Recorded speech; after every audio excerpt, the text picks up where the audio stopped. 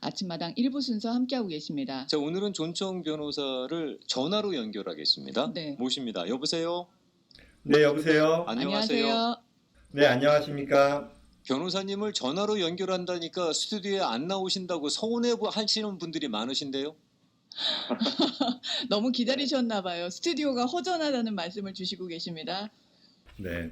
오늘은 저도 처음에 이제 라디오 코리아 인터뷰했을 때가 생각이 나네요. 처음에 이제 굉장히 긴장돼서 저희 컨퍼런스 룸에서 준비하고 얘기했었는데 그 뒤로는 이제 스튜디오 나와서 하다가 또 오랜만에 이렇게 하니까 또 새로운 기분인 것 같습니다. 오늘은 상원에서도 통과된 PPP 탕감 내용에 대해서 먼저 만나봤으면 좋겠는데요. 네네.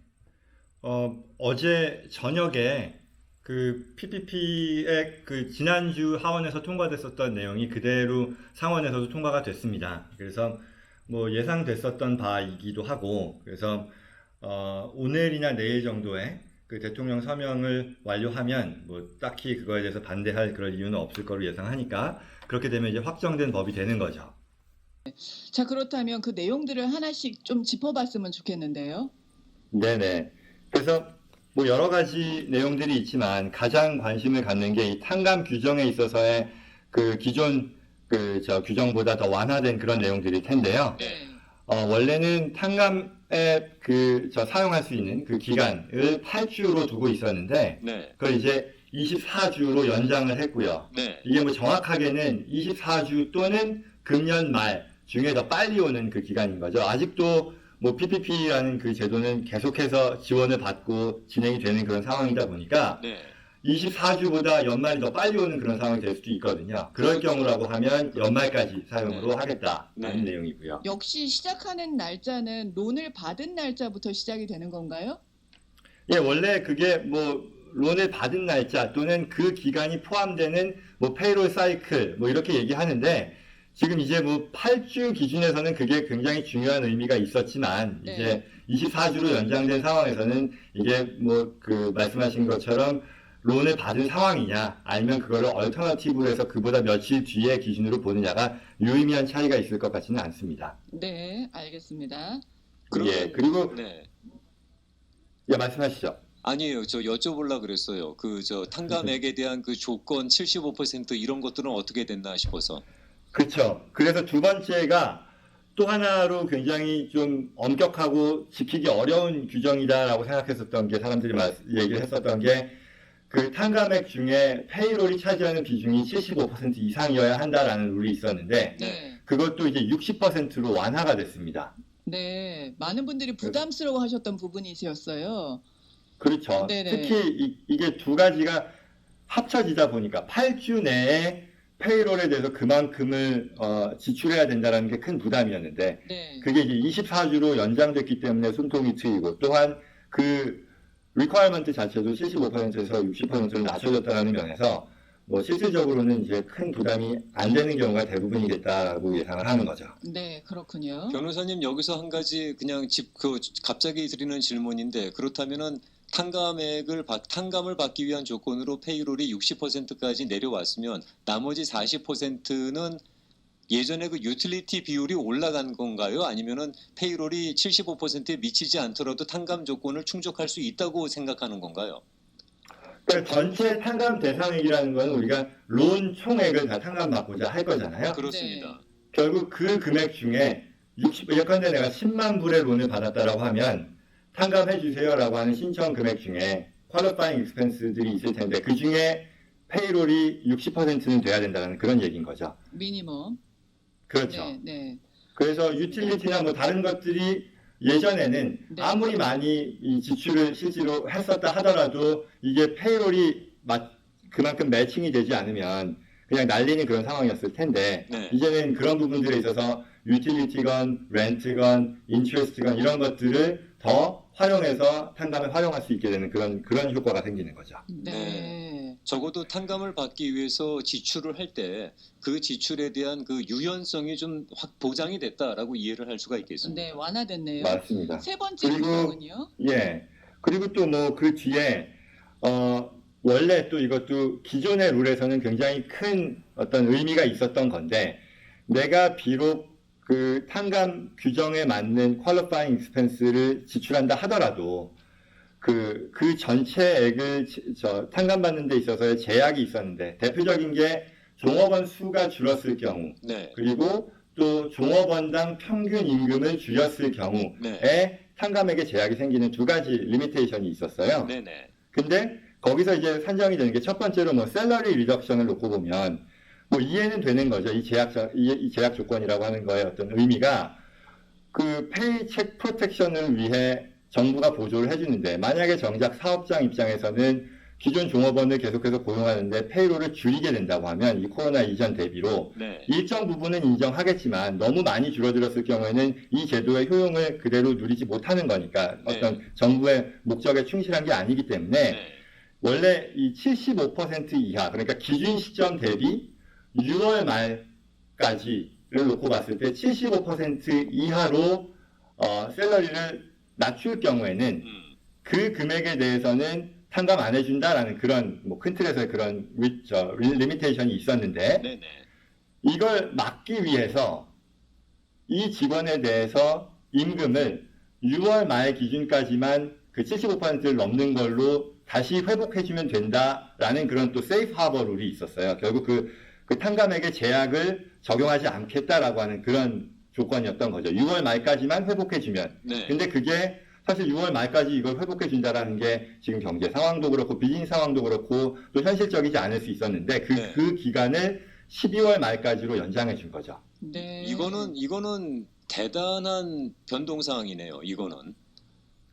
그렇게 볼 수도 있겠고 어쩌면 모르겠어요. 지금 8주가 24주가 되고 그리고 75%를 60원 낮춰주는 것 자체로서도 상당 어떤 수준의 사업장들은 큰 그 제약 조건에 대한 그 걸림돌이 안 생길 거라고도 예상하지만 네. 말씀하신 것처럼 상황에 따라서는 결국은 이 전체 퀄리파잉 익스펜스가 충분하다 하더라도 이와 같은 제약 조건이 들어갈 수도 있었을 텐데 네. 이걸로 인해 또 추가 효용을 누릴 수 있게 될 수도 있겠죠. 그리고 이거는 방금 말씀드린 건 샐러리, 그 직원당 샐러리가 줄어들었을 때 발생하게 되는 그 리미테이션이었는데 였었고 그리고 또 다른 거로 이제 마찬가지 비슷한 컨셉입니다.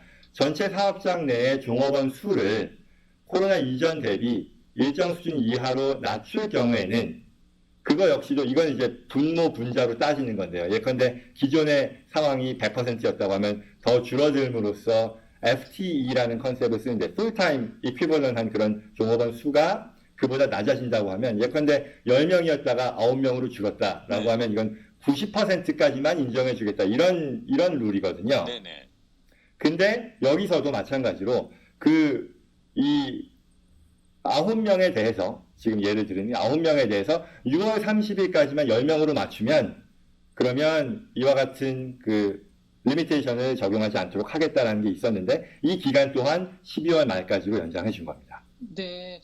그러면 그 탕감액을 제약받고 있는 그 산정 기간과 종업원을 재고용하는 기간이 같이 움직이는 건가요? 이게 따로 갈 수도 있는 건가요? 기간이? 이 부분이 좀 기술적인 내용이라서 이게 말로 쉽게 설명이 되기는 어려울 것 같긴 한데 네. 최종적으로 이게 그 이번에 나온 그 PPP 그 탕감 양식을 보면 그 테이블에 이 탕감을 위해 내가 지출을 한 그 종업원들의 그 내역을 기록하게 되어 있고요. 그 종업원들이 결국 그 커버드 피리어드, 그 8주 또는 24주까지 지급받은 그 에버리지 위클리 샐러리가 나와요. 그리고 그들이 만기 시점, 그러니까 그 커버드 피리어드 동안에 실제 풀타임 기준으로 산정했을 때 몇 명으로 카운트 되는지가 기술적으로 이 공식에 따라 나오게 되는데 네. 그 기간을 가지고 따지는 거니까 지금 만약에 말씀하신 게 전체 피리어드를 어떻게 산정하느냐에 대한 부분이라면 이거는 전체 피리어드라고 하지만 이 말씀이 좀 쉽지 않겠습니다만 그 기간을 주로 잘라서 그 주당 평균 임금 또는 주당 평균 내 근무 시간을 가지고 평균을 내기 때문에 큰 문제 없이 계산 방식에 따라 그 비교를 할 수 있게 됩니다. 지금 말씀해주신 이 내용이 따라오기가 또는 이해하기가 힘드시게 되면은 그 PPP를 융자해준 은행에게 좀 물어보면 도움을 받을 수 있는 부분이겠네요, 이거는. 글쎄요. 그게 맞는 말씀이시긴 한데, 네. 이게 지금, 당연히 전문가의 도움이 필요한 수준일 거라고 판단이 돼요. 그럴 저희도 것 지금 같아요. 이 관련된 그 양식에 대해서 어떻게 이거를 해석하고 또 어떤 의미가 있는 과정인지에 대한 걸 설명하는 영상을 준비했는데, 네. 거기에서도 제가 언급하는 거는 이 표를 하나하나 라인 바이 라인으로 이렇게 따라가다가는 네. 어느 순간 그냥 러스트 될 것이고, 네. 그리고 그 자체를 직접 어떤 사업주가 한다는 것 자체가 조금 현실적이지 않은 것 같아서 네.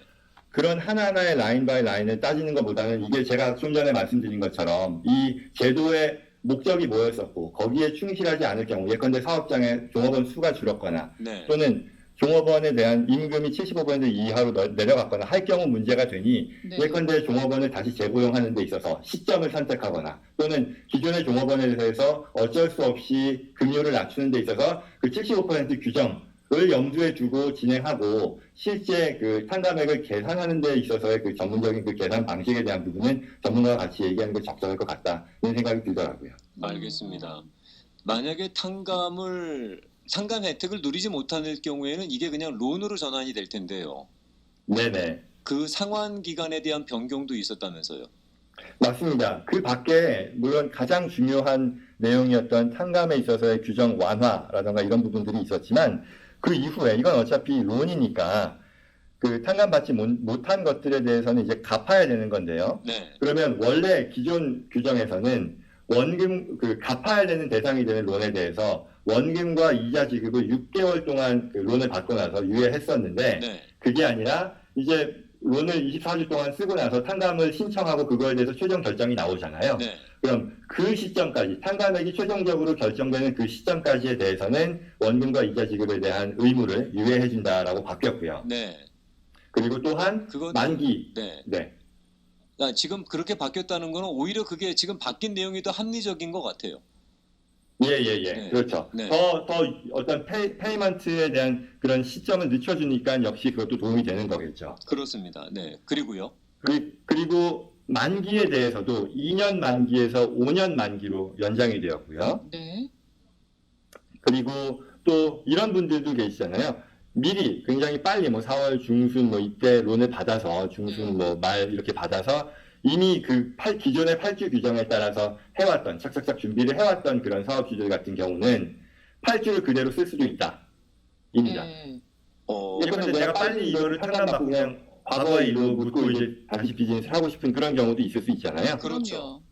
예, 그런 경우에는 굳이 24주의 그 밥핀 규정을 따르지 않고 네. 8주 기준에 따라서 이와 같은 그 탕감 과정을 시작할 수 있다라는 그런 내용이 들어가고요. 네. 그다음에 마지막으로 이 부분이 굉장히 중요할 것 같은데, 이것도 역시 좀 테크니컬한 내용이라서 그 부분을 좀 제외하고 말씀을 드리면, 이 페이롤 텍스라는 게 있죠. 종업원들에 대해서 고용주가 부담하는, 네. 그 중에 이제 사회보장세에 대해서 6.2%를 고용주가 매칭해서 부담을 하는데, 예컨대 종업원한테 100불을 지급한다 그러면 그거에 대해서 추가로 고용주는 6불 20센트를 세금을 매치해서 더 내는 건데, 네. 이 부분에 대해서 납부해야 되는 그 의무를 2020년 말까지는 유예해주고요. 예컨대 계속해서 종업원들을 고용하기 때문에 그에 대해서 추가의 이 사회보장세 매칭해주는 부담이 굉장히 클 텐데, 네. 그거에 대해 납부하는 기간을 내년 50%, 후년 50%로 미룰 수 있게 해줬다라는 그런 규정이 또 새로 들어갔습니다. 50%만 내는 거예요? 미룰 수 있다는 거는 나중에도 내야 된다는 얘기예요? 맞습니다. 예를 들어 내가 어떤 종업원들에 대해서 총액으로 10만 불의 임금을 지급했다 그러면 그에 대해서 6,200불이라고 하는 사회보장세가 추가 부담으로 있을 텐데, 네. 그에 대한 납부 시점이 3,100불에 대해서는 2021년 말, 그리고 나머지 50%에 대해서는 2022년 말에 납부하도록 유예해준다라는 그런 규정인 거죠. 미뤄진 거군요. 그러니까 반반씩 나눠서. 맞습니다. 네. 변호사님, 그러면 일단 2020년 올해는 페이롤 소셜 시큐리티 텍스가 안 내도 된다는 얘기고요. 그렇죠. 미뤄지는 거죠. 미뤄지는 거죠. 네. 예. 네, 디퍼럴이 되는 거고 그리고 그 안 낸 거를 이제 2021년, 2022년 2년에 걸쳐서 나눠낸다. 뭐 그렇게 이해하고 있으면 되는 거겠네요. 맞습니다. 그래서 지금 제가 퍼뜩 드는 생각이 네. 그때 한참 한 3주 전, 한 달 전쯤에 이제 PPP를 받지 못하는 경우에 ERC에 대한 말씀을 드렸었잖아요. 그렇죠. Employee Retention Credit이라는 개념이 있었는데 그 경우는 아예 효과적으로 어떤 효과를 놓고 봤을 때 아예 면제가 되는 거예요. 왜냐하면 종업원 1인당 5,000불까지 매칭을 해주고 그 5,000불이라고 하는 것이 고용주 입장에서는 이와 같은 지금 말씀드린 이와 같은 페이롤 텍스, 고용주가 매칭해서 부담하는 그 페이롤 텍스를 면제받는데 탕감하는데 활용하고 남는 금액에 대해서 현금으로 돌려받는다 이런 거였잖아요. 네. 그렇죠. 그런데 지금 이 페이롤 텍스 디퍼럴은 그건 아닌 거죠. 내야 되는 거는 여전히 유효하되 네. 페이먼트 시점을 미뤄주는 거죠. 네. 그때 말씀 주시기에 PPP 론과 ERC를 같이 갈 수는 없다고 하셨어요. 맞습니다. 네. 네, 말씀하세요. 예. 제 욕심 같아서 이제 그때 배경을 좀 더 말씀을 드리고 싶은데, 네. 그러니까 PPP를 할 경우에는 ERC도 못하고, 그 다음에 네. 지금 제가 말씀드린 페이롤 텍스 디퍼럴에 있어서도 아주 큰 제약이 있기 때문에 이 두 개에 대해서는 효용을 못 누립니다가 어떤 거칠게 얘기했을 때 결론이었었는데, 네. 이번에 바뀐 거는 PPP를 누리면서 여전히 ERC는 못 누립니다가 맞습니다만, 네. 두 번째, 페이롤 텍스 디퍼럴에 대해서는 그래도 큰 어떤 그 기존에 못 누렸던 거에 비하면 연말까지는 누릴 수 있다라는 그런 효용이 생겼다라는 거죠. 일단 2020년까지는 뭐 그런 점에 있어서는 디포가 된다는 또 말씀이시겠습니다. 네. 그렇습니다. 네. 아무래도 이번에 지금 업데이트된 상황은 예전에 나왔던 가이드라인보다는 한결 완화된 상황인 것만은 분명하네요. 맞습니다. 네. 맞습니다. 상원도 통과했으니까 이제 결정 나는 거는 시간 문제라고 말씀 주셨고요. 근데 뭐 서명만 네. 나왔으니까 이제. 네. 네. 그렇습니다. 또 많은 분들이 궁금해하시는 부분이 EIDL 론 요즘에 어그리먼트 사인하라는 편지를 받으신 분들이 참 많으세요. 그렇죠. 네, 그 내용에 대해서 꼭 알아야 되는 점들이 있을 것 같은데요. 변호사님 계속 가셔도 되겠어요? 아니면 잠깐 쉬어 가시겠어요? 괜찮습니다. 시작이 좀 늦어서 네. 계속 가도 저는 괜찮습니다. 그러면 계속 달리겠습니다. 알겠습니다. 네. 지금 현재 그- 우동아 씨가 질문한 네. 내용 듣겠습니다. 예. 그 EID에 말씀하신 것처럼 네, 이제는 뭐 여전히 뭐 실제 전체 애플리케이션 대비 수속되고 있는 그 비중이 뭐 20%, 30%를 넘지 못하고 있다고는 하지만 그래도 주변에 보면 이제는 그 다음 단계로서 그랜트가 아니라 론에 대한 뭐 어프로벌이 낮다 또는 뭐 다음 단계로 간다라는 이메일들을 계속 SBA로부터 받는 분들이 늘어나고 있죠. 네, 그러면 이제 그 단계가 이메일로부터 당신 이제 다음 단계로 가니까 이에 필요한 서류를 주세요. 그리고 론에 대해서는 뭐 텐터티블리 뭐 얼마까지 받을 수 있습니다라는 그런 노티스를 받으면 내가 얼마를 원하는지를 거기서 이제 그 금액 내에서 확정을 하고 또는 뭐 거기서 정해서 이제 답변을 주면 뭐 본인의 어떤 신분에 대한 서류라던가 비즈니스 라이센스라던가 이런 것들을 요청을 합니다. 그럼 그거를 다 맞게 제출하고 나면 그거에 따라 최종적으로는 이만큼 뭐 예컨대 뭐 10,000불이라고 뭐 10만 불이라고 치면 10만 불 확정됐습니다. 그리고 이 론을 받고자 한다면 론 서류에 서명하고 이제 진행합시다라는 그 메일이 오는 거죠. 네, 그랬을 때 그 론 서류가 네, e-사인 그러니까 그 전자 결제를 통해서 모든 게 다 쭈루루 끝나게 되는데 네, 제가 이제 그 내용을 보다 보니까 지난주에 이제 사회자님께서 이 론을 어디에 쓸 수 있나요? 이런저런 말씀을 네, 질문으로 네. 하셨을 때는 맞아요. 네, 저도 이제 생각이 나는 게 어쨌거나 이게 결국은 론인데 그리고 PPP와는 달리 뭐 3.75% 뭐 다른 론에 비해서 낮은 레이시라고는 하지만 어쨌거나 내가 만기에 따라 다 갚겠다라는 그런 성격인데 그런 면에서 아주 좀 큰 제약은 없지 않을까라는 그런 생각을 했었던 게 사실이고 네, 근데 이제 그 론 서류를 하나하나 천천히 그 계약서의 내용을 보다 보니까 네, 이 부분은 좀 진행하시기 전에 모든 분들이 이 지금 방송을 듣는 분들 네. 포함해서 이 EIDL을 진행하시는 분들 좀 꼭 알고 진행하셔야겠다는 그런 내용들이 많이 나오더라고요. 그럼 익스펜스에 대해서 신경을 써야 된다는 얘기네요. 그렇죠. 뭐 익스펜스뿐만 아니라 실제 이 론을 받는 게 어떤 의미가 있는지에 대해서 좀 알 필요가 있을 것 같더라 오, 생각을 한 거고요. 네. 그래서 이제 뭐 크게 뭐 몇 가지 관점이 있겠습니다만, 첫째로는 이 론의 사용처에 대한 부분, 말씀하신 것처럼 그 부분에 대해서도 굉장히 우리가 주의해야겠다. 뭐 굉장히라기보다는 기본적인 목적은 이게 어떤 우리가 디제스터에 대해서 네. 여러 디제스터로 인한 내가 손실을 실제로 이 사업장이 겪었고 네. 그거에 대해 다른 모든 옵션, 펀딩 옵션을 찾았는데 그게 여의치 않아서 나는 이 론을 받습니다라고 하는 게 사실 EIDL 애플리케이션에서 우리가 서리파이를 했던 내용이거든요. 네. 그래서 그 내용에 충실해야 된다라는 게 큰 틀에서의 의무이고, 네. 그 말이 구체적으로 가다 보면 워킹 캐피털에만 사용할 수 있다라고 합니다. 그래서 그럼 이게 프랙티컬리 뭐냐면 내가 일상적인 비즈니스를 하는 데 있어서의 비용으로만 쓸 수 있지, 내가 어떤 기타 다른 론을 받았는데 거기서 이제 그거를 갚기 위해서 쓴다거나 아니면 허락받지 않고, 사실은 많은 경우 스몰 비즈니스가 뭐 이게 그 소울 프랍으로 하건 아니면 회사의 형태로 하건 간에 오너가 100% 다 컨트롤하는 경우가 많은데, 네.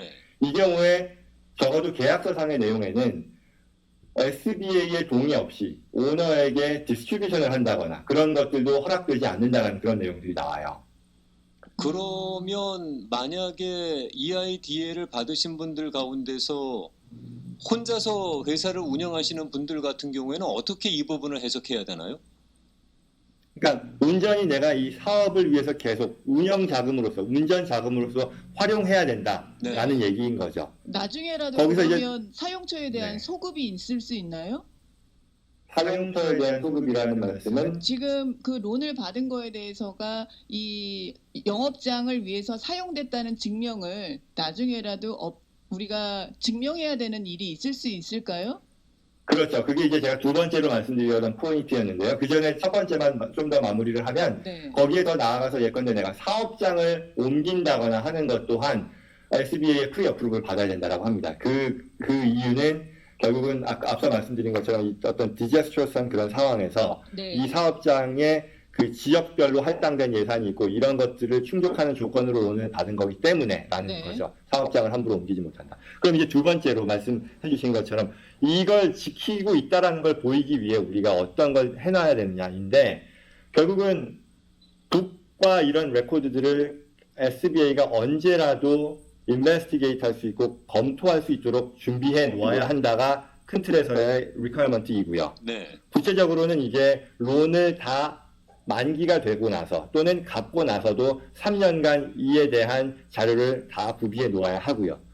필요하다면 SBA가 그 이어가 끝나고 나서, 그러니까 해가 바뀌고 나서 3개월 이내에 이 재무 정보에 대한 것을 요구할 수 있고 그걸 따라야 하고요. 네. 네. 물론 이와 같은 데 들어가는 비용은 당연히 사업주의 부담이고요. 네. 그리고 가장 제가 뭐랄까 이렇게까지 가야 되나라고 생각했었던 부분은, 네.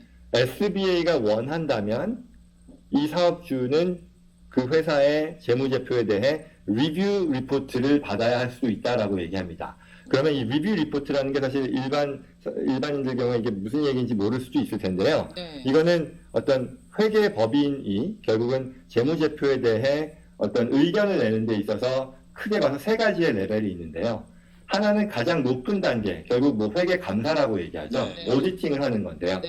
그게 있고, 네. 그 다음 단계가 이제 리뷰라고 해서, 이게 그냥 뭐 내가 검토한다라는 그런 리뷰가 아니라 어떤 전문적인 용어인 거죠. 네. 그 프로페셔널 스탠다드에 따라서 이와 같은 과정을 거쳐서 독립된 회계사가 네. 그래서 리포트를 내는 거고, 그 다음 단계가 이제 컴파일레이션인데, 많은 경우 일반 론을 받을 때 컴파일레이션에서 멈춰요. 그거를 요구하는 경우가 일반적이고, 아주 네. 큰 금액 또는 아주 큰 회사들이 아니라 그럼 리뷰 리포트까지 가는 경우는 없는데, 네. 여기에서는 SBA가 요구하면이라는 단서가 붙긴 하지만 역시 그 권한이 SBA에 있다라는 거죠. 그래서 그 경우 자비로 사업주의 어떤 직접 본인의 그 비용을 들여서 리뷰 리포트를 준비해야 되는 그런 의무도 있는 거고요. 네. 생각했던 그래서- 것보다 조건이 까다롭고 복잡하다 하셔서 그런 어그리먼트를 사인하라는 이메일을 받으셨던 업주께서 나는 이건 좀 아닌 것 같은데, 그러신 분들은 포기하셔도 되는 건가요?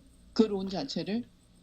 그 부분도 지금 서명을 다 완료해서 그 다음 단계에서 론을 이미 받은 분들도 많이 계실 거예요. 그러면 이것도 역시 지금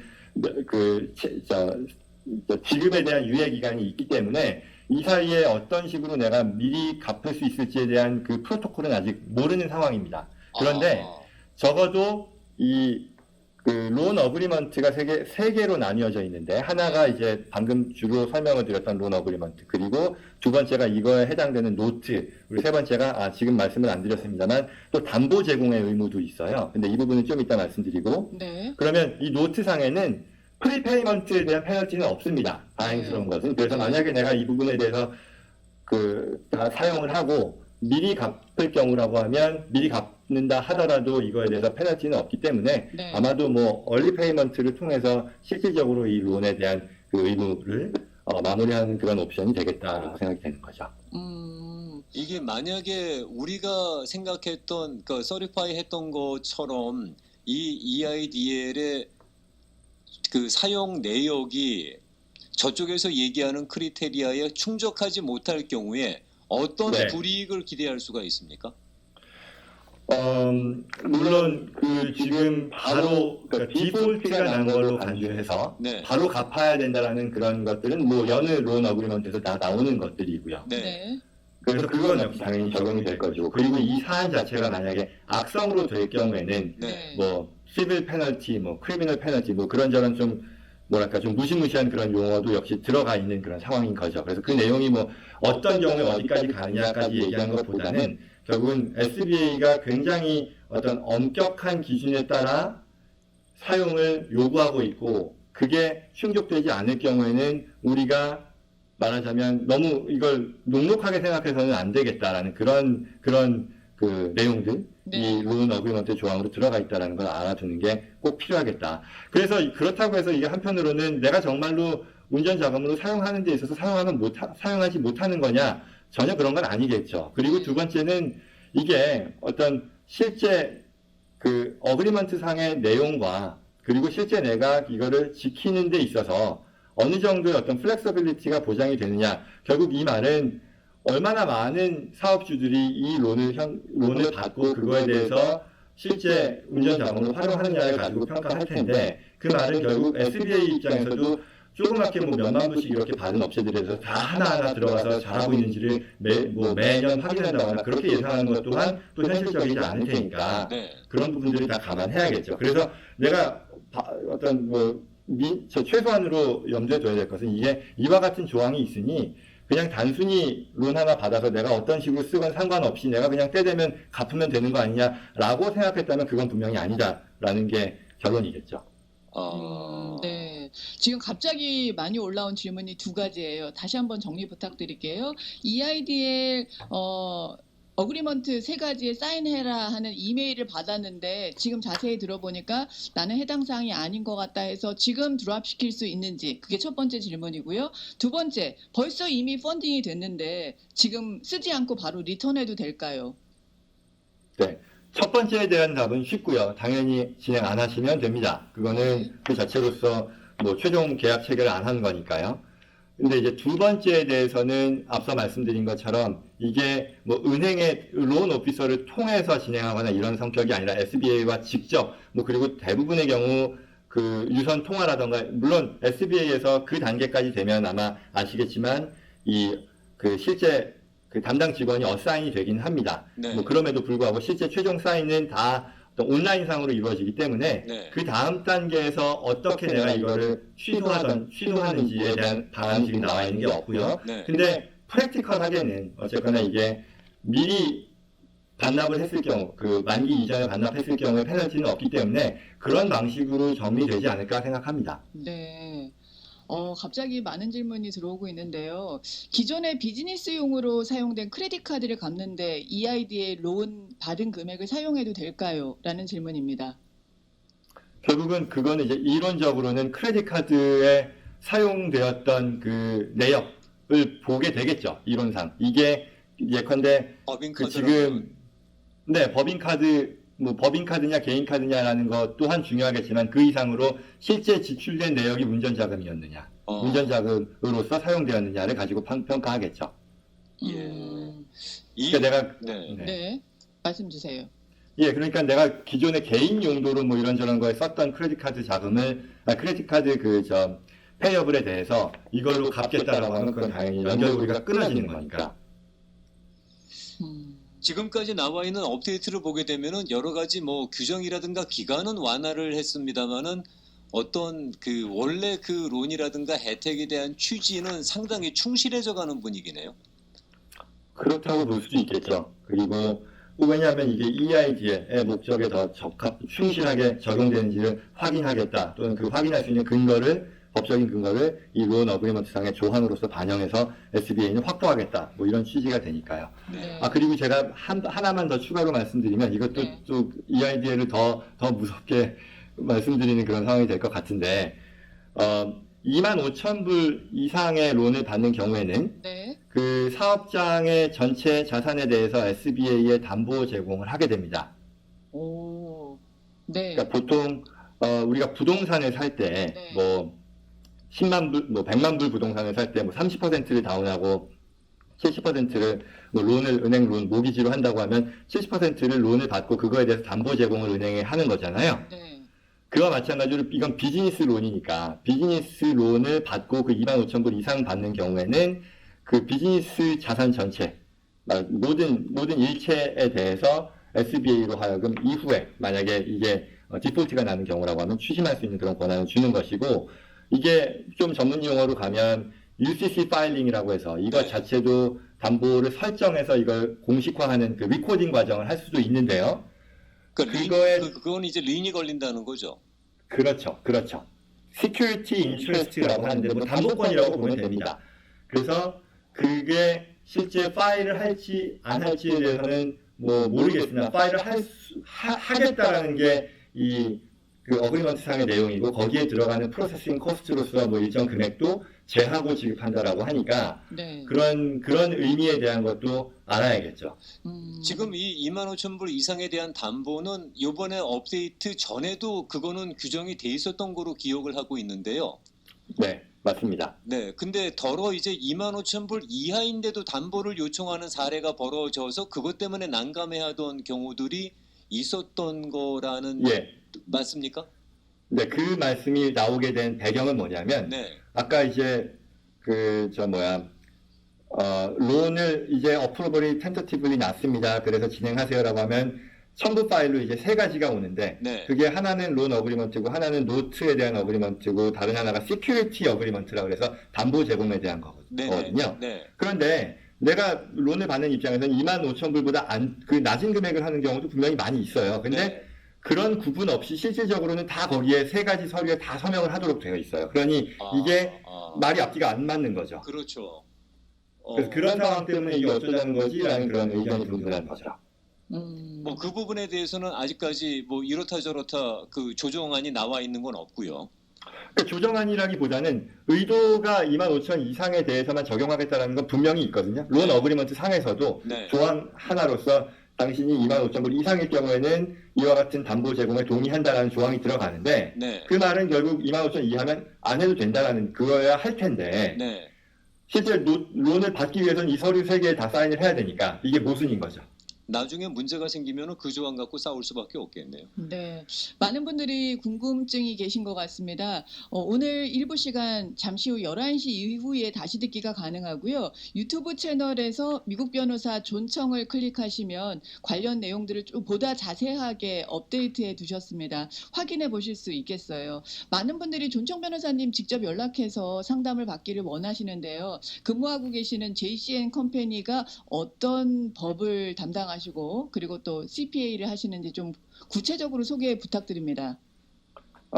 네. 지금 뭐 저희가 현재 돌아가고 있는 이런 스티뮬러스 관련된 프랙티스는 당연히 다 하고 있고요. 네. 그리고 뭐 저희는 기본적으로는 그 법무법인, 회계법인, 그리고 뭐 자산관리회사 이렇게 세 가지의 법인의 형태로 운영을 하고 있습니다. 그래서 저희가 전문적으로 하는 에리어는 법무법인에 있어서는 세법, 뭐 상법, 그리고 특히 이제 비즈니스 오리엔티드된 이런 이민법인 거죠. 뭐 가족 이민 뭐 이런 것보다는 뭐 그런 뭐 취업 이민이라든가 이런 쪽에 대한 그 세법, 상법 이민법을 하고 있고요. 네. 그리고 또한 당연히 그 회계법인 쪽에 있어서 프랙티스는 기존 그런 스몰 비즈니스가 됐건 뭐 중견 기업이건 대기업이건 그런 분들의 그런 그 고객들에 대한 어카운팅, 뭐 텍스 서비스를 하고 있고요. 네. 그래서 이제 뭐 법무법인 쪽에서 간혹 이제 그 뭐 저희가 프랙티스하지 않는 그런 데에 대한 그런 분야에 대한 질문도 와요. 뭐 이혼이건 형사법이건 교통사고건 그런데 저희가 그런 건 하지 않고요. 네. 그리고 저희 사무실은 뭐 얼바인에 메인 그 미국 사무실이 있고 뭐 서울에도 사무실이 있습니다. 그래서 저 같은 경우는 뭐 이 코로나 위기 상황 이전에는 뭐 2달에 한 번씩은 한 2주 정도를 서울 사무실에서 출근하고 일을 해왔고요. 네. 그래서 이 코로나 시기에서도 저희는 뭐 같이 원격으로 근무하는 그런 환경은 예전부터 익숙했기 때문에 크게 뭐 불편함이라던가 이런 거 없이 해왔어요. 그래서 네. 지금 그 예컨대 그 이 사안에 대해서 EIDL이 됐건 이런 쪽에 대해서 궁금하신 그런 부분들이 있다면 그 분야는 저희가 담당하고 저뿐만 있는- 아니라 네. 저희의 담당 그 직원들 같이 근무하는 이런 전문가들이 서비스하는 그런 분야인 거죠. 예, 네. 알겠습니다. 혹시라도 궁금하신 분들께서는 저희가 따로 이제 JCN 컴퍼니의 연락처는 남겨놓도록 그렇게 하겠습니다. 네, 유튜브 채널 존청 변호사를 클릭해 보시면 관련 내용들, 업데이트된 내용들 실시간으로 확인해 보실 수 있습니다. 제가 제일 사실은 관심이 있었던 분야가 흥미로운 게 현재 상황에 대한 민주당 관점, 현재 상황에 대한 공화당 관점, 그리고 각 당의 한계, 이 부분이었는데 이걸 못 건드리고 오늘 끝내야 되네요. 저도 보면서 굉장히 아쉽게 생각하는 부분인데요. 네. 뭐 지금 상황이니만큼 어떻게 한편으로 보면 오늘 이와 같은 이 스티뮬러스 관련된 내용을 다루는 것 자체가 적절한지 아니면 이 시간이 될지도 저는 사실 궁금했었고 정말 네, 적절했죠. 이게 왜냐하면 상원 통과를 갖다가 어젠가 했는데 그 다음날 이런 네. 말씀을 해주실 수 있다는 거는 저희로서는 너무 감사한 일이죠.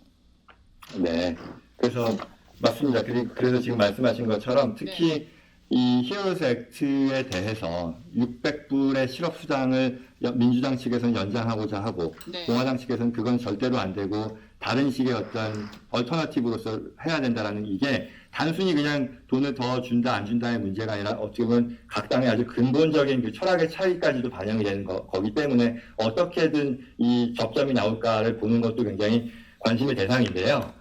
시간적으로 요거 그 얘기를 다 하기에는 저 만약에 가능하시다 그러면 다음 주에 좀 이어갔으면 좋겠습니다. 별표 네. 네, 해놓겠습니다. 별표 해놓겠습니다. 별표 진짜. 네. 네. 자, 알겠습니다. 오늘 저희가 처음에 시작하면서 필라델피아를 연결하는 바람에 조금 늦게 시작했습니다. 오늘 존청 변호사님과 목요일 순서를 처음 진행했는데 네. 다음 주 목요일날 뵙고 인사드리겠습니다. 고맙습니다, 변호사님. 네, 감사합니다. 감사합니다. 네, 저희는 전하는 네. 말씀 듣고 2부에서 뵙겠습니다.